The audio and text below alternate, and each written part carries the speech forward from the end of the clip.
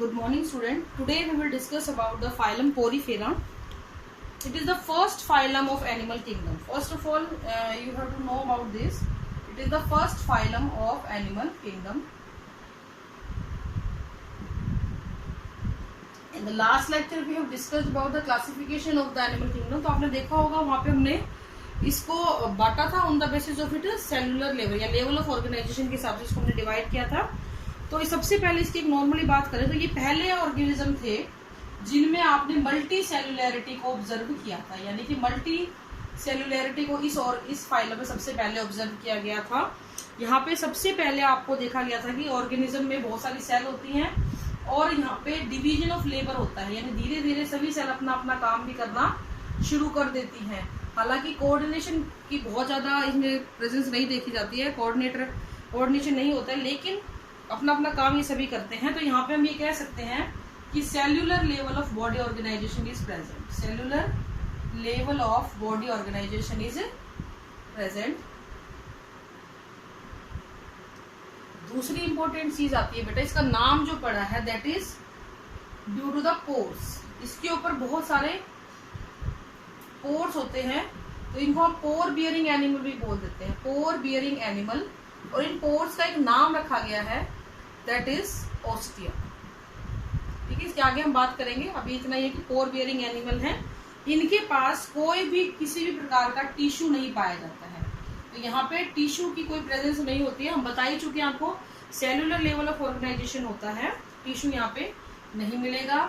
Organism diploblastic होता है, ये टर्म बहुत बार मैंने आपको पहले ही बताया था यूज होगी, यानी कि यहाँ पे सिर्फ एक्टोडर्म और एंडोडर्म ही प्रेजेंट होगी। यहाँ पे मीजोडर्म क्या है, प्रेजेंट नहीं होती है। और आपको ये बात बहुत अच्छे से पता है, अगर मीजोडर्म नहीं है तो यहाँ पे सीलोम भी नहीं होगी, सीलोम की भी यहाँ पे एब्सेंस देखी जाएगी। इसकी जो बॉडी वॉल होती है वो बाय लेयर्ड होती है। ठीक है, अगर हम बॉडी वॉल की बात करें तो बॉडी वॉल कैसे होती है बेटा, बाय लेयर्ड बॉडी वॉल होती है। वो कैसे होती है वो मैं डायग्राम आपको बनाऊंगी। बाय लेयर्ड बॉडी वॉल, तो आउटर लेयर होती है एक और एक इनर लेयर होती है। तो आउटर लेयर और इनर लेयर किन किन से बनी होती है उसकी हम आगे बात करते हैं। तो बॉडी वॉल की जो आउटर लेयर होती है बेटा, it is made up of pinocyte cell. तो आउटर लेवल जो लेयर है वो पिनोसाइट सेल्स की बनी होती है, whereas the inner layer is made up of collar cell. इसको कोइनोसाइट भी बोल दिया जाते हैं। ठीक है, कॉलर सेल भी बोल देते हैं, या कोइनोसाइट भी बोल देते हैं, कोइनोडर्म भी बोल देते हैं। कोइनोडर्म, कोइनोसाइट्स, कुछ भी इसको हम बोल सकते हैं। ठीक है, कॉलर सेल से बनी हुई होती है। तो अगर हम इसका डायग्राम बनाएं तो कुछ इस तरीके से आप इसको बना सकते हो, बाहर की लेयर और ये अंदर की लेयर। ठीक है, इसकी इन जो दोनों लेयर हैं इनके बीच में बेटा, इनके बीच में कहीं आपको एक हल्की सी जगह मिलेगी जिसमें कि जिलेटिनस एक फ्लूइड भरा होता है। ठीक है, हालांकि ये लेयर नहीं बोली जाती क्योंकि ये नॉन सेलुलर लेयर है, इसको हम लोग बोलते हैं मेसेंकाइम।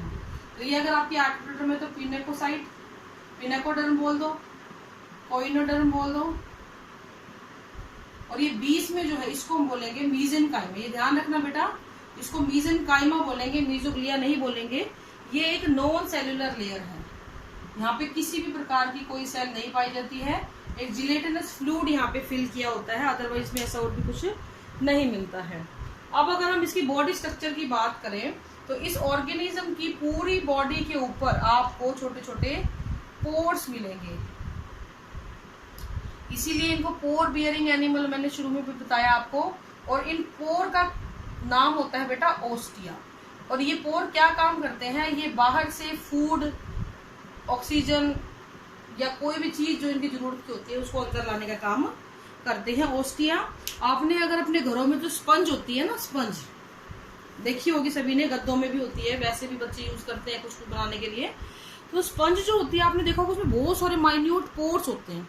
तो क्योंकि इन एनिमल पे भी वो छोटे छोटे पोर्स मिल रहे हैं, इसलिए उनको हम क्या बोल देते हैं कि पोरस एनिमल है, पोरस बोल देते हैं। इसीलिए स्पॉन्जेस भी, इसलिए इन पोरिफेरा को स्पॉन्जेस भी बोल दिया जाता है। The reason is the presence of many pores. अब पानी यहाँ पे अंदर आता है इनके थ्रू और एक कॉमन पैसेज के थ्रू बाहर निकाल दिया जाता है। ठीक है, यहाँ पे एक प्रॉपर कैनाल सिस्टम पाया जाता है। पानी के आना और जाने के लिए यहाँ पे प्रॉपर क्या मिलता है, कैनाल सिस्टम मिलता है।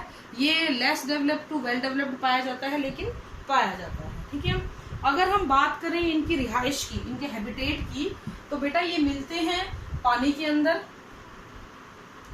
एक्वेटिक एनिमल होते हैं। एक्वेटिक में भी ये मेनली मराइन, ज्यादातर समुद्रों में मिलते हैं, या फिर ये फ्रेश वाटर में थोड़े बहुत मिल जाते हैं। थोड़े बहुत ऐसे भी हैं स्पॉन्जेस जो फ्रेश वाटर के अंदर पाए जाते हैं। अगर हम सिमेट्री की बात करें तो हम पहले भी पढ़ चुके हैं, ये एसिमेट्रिकल होते हैं। ठीक है, कुछ ऑर्गेनिज्म के अंदर लॉन्गिट्यूडिनल रेडियल सिमेट्री देखी गई है, अदरवाइज ये एसिमेट्रिकल में ही आते हैं। लॉन्गिट्यूडिनल रेडियल सिमेट्री हम बोल सकते हैं किसी के अंदर मिल भी जाती है। ठीक है, इनकी शेप जो आती है cylindrical, cushion shape, wash shape, इस तरीके से हो सकती है।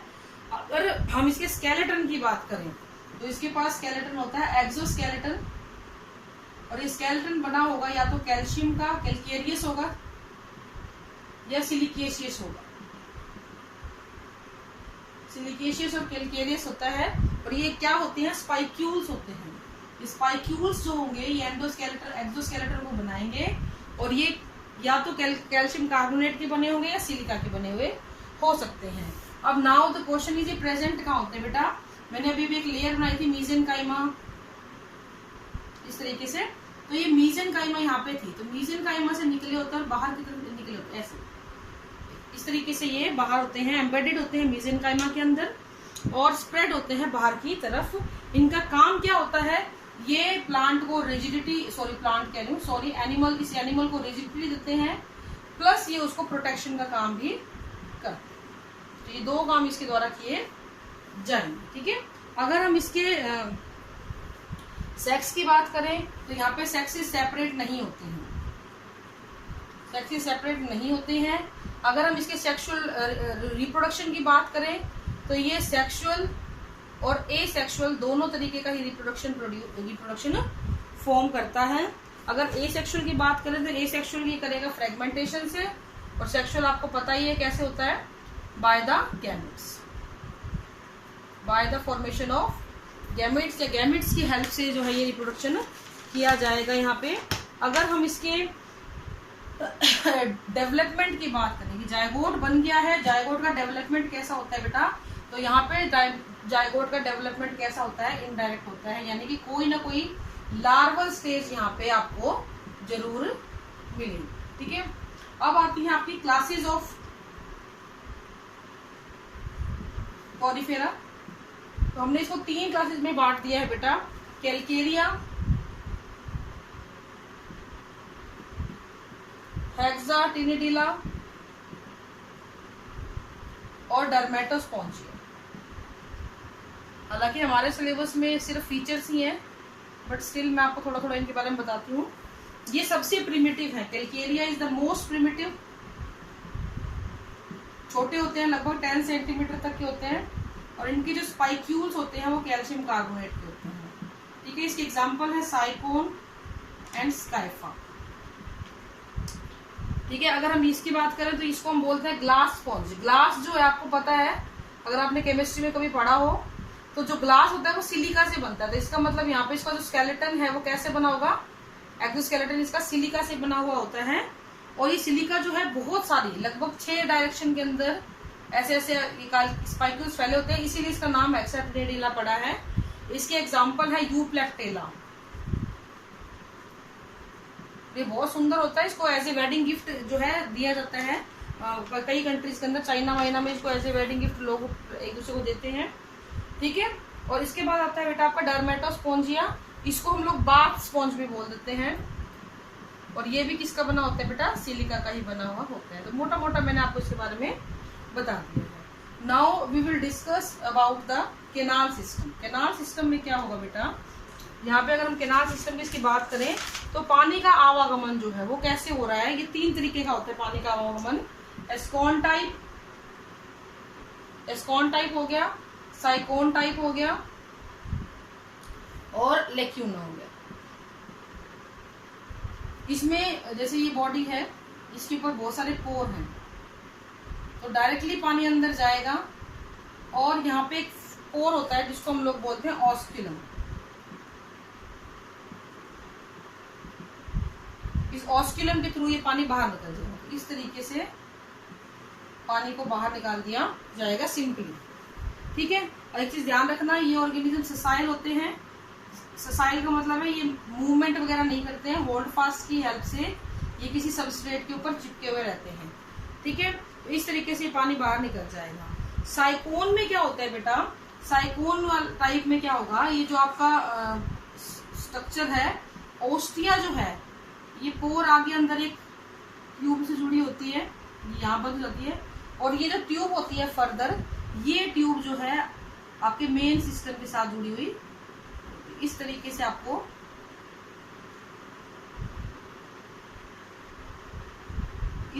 आपको मेन सिस्टम के अंदर जोड़ दिया जाता है, ठीक है। इस तरीके से मेन सिस्टम में आप जुड़ जाते हो। तो इस तरीके से कैनाल सिस्टम बनता है। थोड़ा सा कॉम्प्लिकेटेड होता है।